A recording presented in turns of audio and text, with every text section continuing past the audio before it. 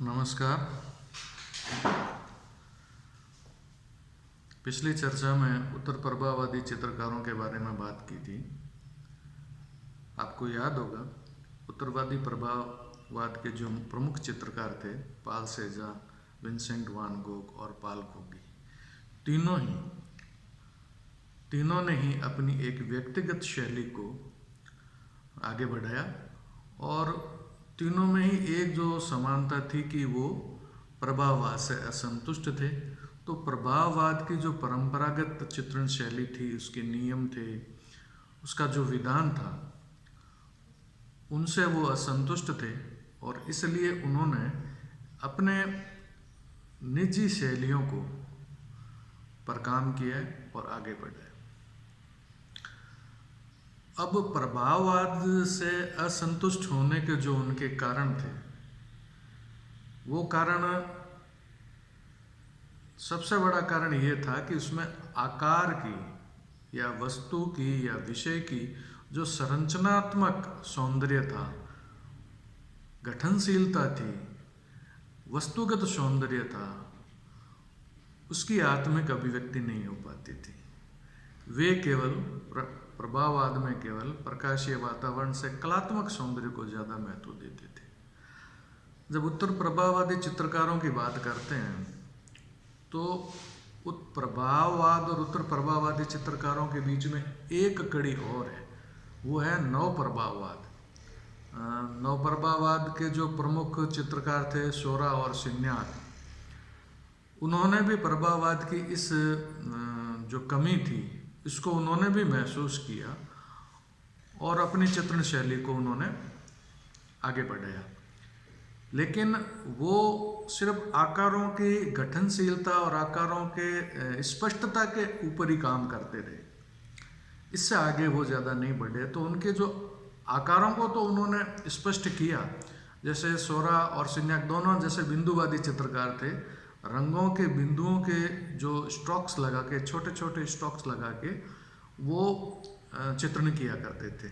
और उस चित्रण में प्रभाववाद की अगर विशेषताओं को देखें तो कुछ विशेषताएं थी उसमें, जैसे रंगों का चयन, उजले रंग, और चित्र में एक प्रकाश का जो सीधा प्रकाश का, उस पर परिवर्तित प्रकाश का कोई रूप नहीं था, लेकिन जो एक ओज में स्थिति थी, एक उजलापन था नवप्रभाववादी चित्रकारों के भी काम है, जैसे सोरा और सिन्याक ने जो बिंदुवादी चित्रण किया। दूसरी प्रभाववाद से जुड़ी हुई थी कि वर्ण की विशुद्धता थी, वो भी प्योर कलर लगाते थे और स्ट्रोक्स जो थे उनके अलग थे। जहाँ प्रभाववादी साइंटिफिक ढंग से स्ट्रोक्स लगाते थे बड़े और छोटे कलात्मक ढंग से, वहीं बिंदुवादी छोटे छोटे बिंदुओं के द्वारा, ब्रश स्ट्रोक्स के द्वारा वो चित्र को उभारते थे, स्पष्ट करते थे। तो उसमें जो आकार थे, उन आकारों को सोरा और सिन्याक ने स्पष्ट रूप देना आरंभ किया, जो प्रभाववाद में प्रकाशीय प्रभाव के कारण नहीं हो पाता था। प्रकाशीय प्रभाव से उसका जो मूल स्वरूप था, चाहे वस्तु हो, चाहे पात्र हो, व्यक्ति हो, उनकी जो मूल आकृति थी वो कहीं बाधित हो जाती थी। तो इन्होंने उन मूल आकृतियों को चित्रों के अंदर पुनः सृजित करने लगे थे। लेकिन उसमें भी एक जो सोरा और सिन्याक की जो शैली थी वो ज़्यादा नहीं चल सकी नव प्रभाववाद की। उसका कारण था कि उनके आकारों को उन्होंने स्पष्ट तो कर दिया, लेकिन बिंदुवाद और छोटे गोल बस स्ट्रोक्स के द्वारा वो जितना आकारों में जितनी लयात्मकता और फोर्स लाना चाहते थे वो आ नहीं पाया। तो आकारों में एक जड़ता, एक कठोरपन ये उभर कर आ गया था। तो चित्रों के अंदर एक बिंदुवाद की वजह से एक रोचकता तो रही, लेकिन पात्रों को वो जड़ पात्र ही लगते थे, जैसे लकड़ी के कोई खिलौने हो, ठीक है ना।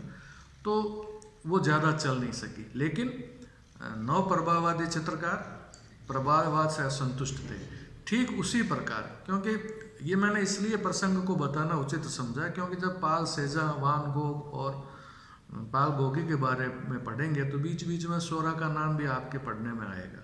तो स्वरा और सिन्या के क्या थे, थोड़ा सा उसके लिए मैंने आपको ये बताया कि उन्होंने भी प्रभाववाद से आकारों की स्पष्टता को लेकर अपनी व्यक्तिगत शैली बनाई और बिंदुवादी चित्र के द्वारा उन्होंने आकारों को स्पष्ट रूप देने का प्रयास किया।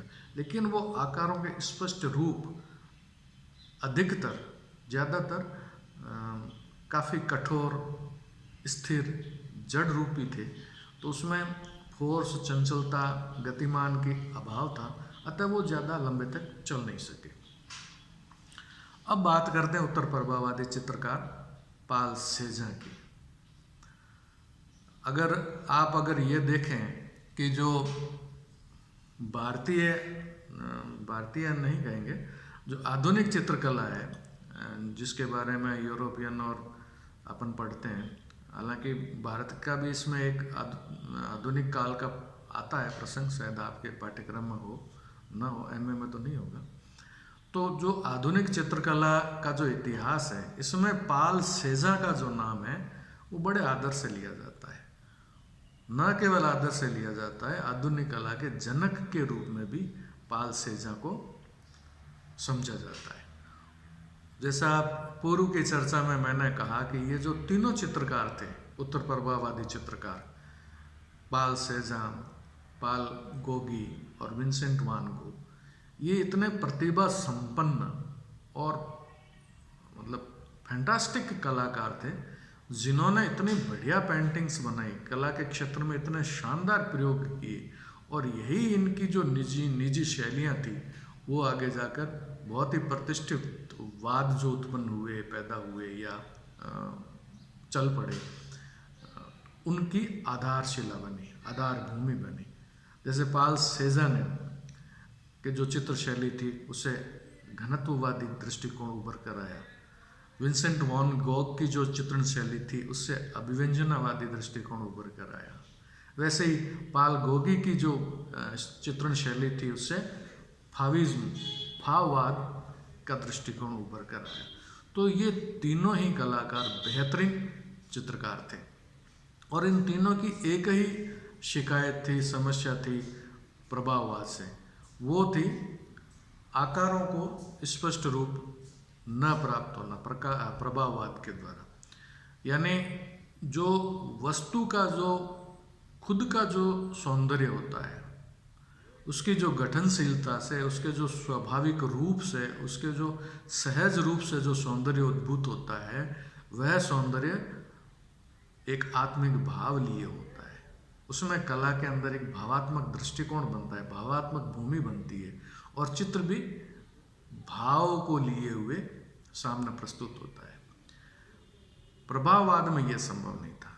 प्रभाववाद के अंदर प्रकाश कि वातावरण को इतना अधिक महत्व दिया गया था कि उसमें वस्तु का जो मूल स्वरूप था, वस्तु का जो मूल गठनशीलता थी, और उसका जो सहज और सरल रूप था, उससे जो आत्मिक सौंदर्य उत्पन्न होता था, उसका स्वयं का जो सौंदर्य था वो उभर कर नहीं आ पा रहा था। केवल साइंटिफिक ढंग से लगे हुए ब्रश स्ट्रोक्स, लाइटनिंग का इफेक्ट, और जो कलर की प्योरिटी थी, उनकी जो स्वयं की चमक और सौंदर्य, रंगों का जो वो मिश्रण जिस ढंग से करते थे, जहाँ पर ज़्यादातर जो डार्क टोन काम नहीं लेते थे, जहाँ गहरी तान होती थी, वहाँ भी pure blue, magenta, in colour का उपयोग करके एक ट्विंकलनेस, एक झलक, चमचमाहट सौंदर्य की कलर की उसमें रहती थी, और वो एक कला में एक सौंदर्य बोध पैदा करता था। तो ये जो प्रभाववादियों का जो सौंदर्य था, ये पूर्णतया कलात्मक सौंदर्य था। और इन तीनों उत्तर प्रभाववादी चित्रों ने इस कलात्मक सौंदर्य के महत्व को तो समझा, लेकिन जो वस्तु की, पात्र की, मानवाकृति की, मनुष्य की जो स्वयं के जो आकारगत, उसके जो संरचनागत जो सौंदर्य था, उस सौंदर्य को ज़्यादा महत्व दिया, और उन्होंने उनको अभिव्यक्त करने के लिए अपने चित्रकला के अंदर नए प्रयोग करने आरंभ किए। पाल सेजा के बारे में जहाँ तक अपन बात करते हैं, पाल सेजा 1839 यानी 1839 में उसका जन्म हुआ और एक्वा प्रोवांस जगह पर इनके जन्म हुआ। और इनके पिता एक व्यवसायी थे, टोपों का व्यवसाय करते थे और खुद का कारखाना भी था। जैसा कि हर चित्रकार के साथ होता है, हर कलाकार के साथ होता है कि उसका रुझान, उसका झुकाव चित्रों की तरफ होता है और उसके परिवार वाले सदैव ये चाहते हैं कि ये चित्र को छोड़कर अपने पैतृक व्यवसाय या अन्य किसी अध्ययन करके उच्च पद पर ये आसीन हो, ऐसा प्राय मानते हैं।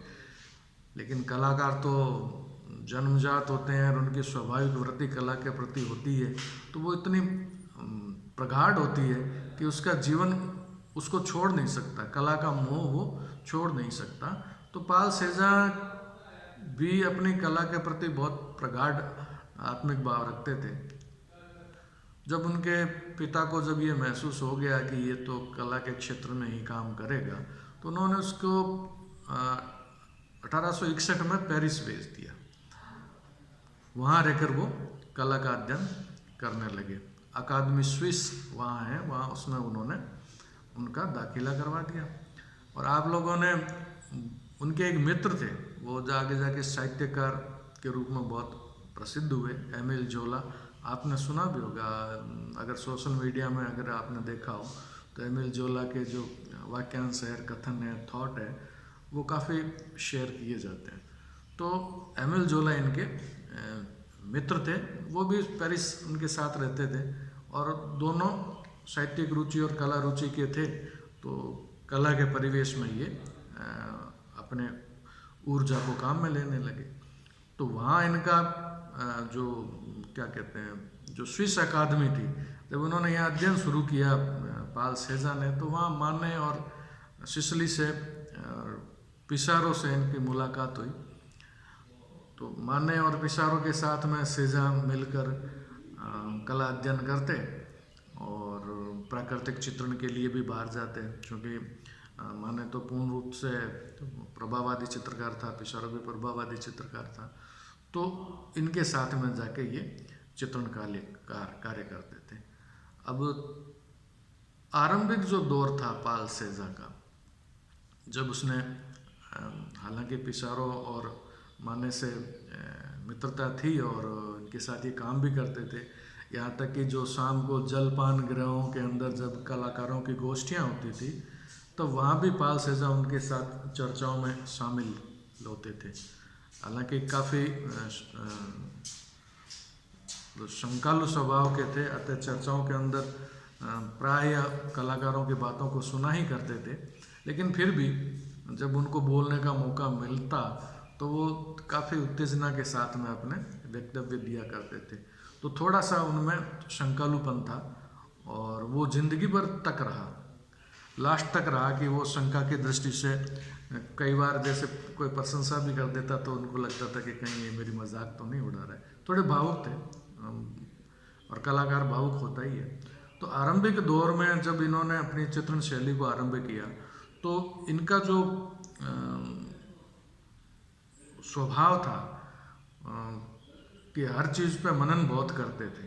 तो ये जो चित्र देखते, जो पात्र देखते, जो वस्तु देखते, तो उसकी जो वस्तु की जो संरचना होती थी ना, उसको बहुत ही एकाग्रता के साथ उसको देखा करते थे। यानी ये चित्र भी जब बनाते थे तो एक चित्र को लंबे समय तक कई बार एक स्टॉक लगा के खड़े हो जाते और उसको गहराई से देखते, फिर दूसरा स्टॉक्स लगाते थे। और तो इनकी जो ऑब्जर्वेशन था वो बहुत शार्प था, वो हर चीज़ को बहुत ही गहराई से देखा करते थे। तो आरंभिक दौर के अंदर जब उन्होंने जो चित्र बनाए, उन चित्रों के अंदर जो देलाक्रा और कूर्बे, इनका प्रभाव बहुत रहा। अब कूर्बे तो यथार्थवादी चित्रकार था, तो आकारों का जो गठनशीलता थी वो यथार्थवाद में भी बहुत अधिक होती है। तो ये उनकी रुचि का सा उनको लगा। तो उन्होंने जो आरंभिक चित्र बनाए, ज़्यादातर उन्होंने नाइफ पेंट, लैंडस्केप भी बनाए, वस्तु चित्रण भी बनाए और नाइफ पेंटिंग्स, नाइफ को लेकर भी उन्होंने काम किया। तो शुरू के जो चित्र बनाए उनमें कलर का मिश्रण भी किया, जैसे प्रभाववादी जैसे नहीं करते। उन्होंने कला रंगों का मिश्रण करके भी काम लिया और मोटी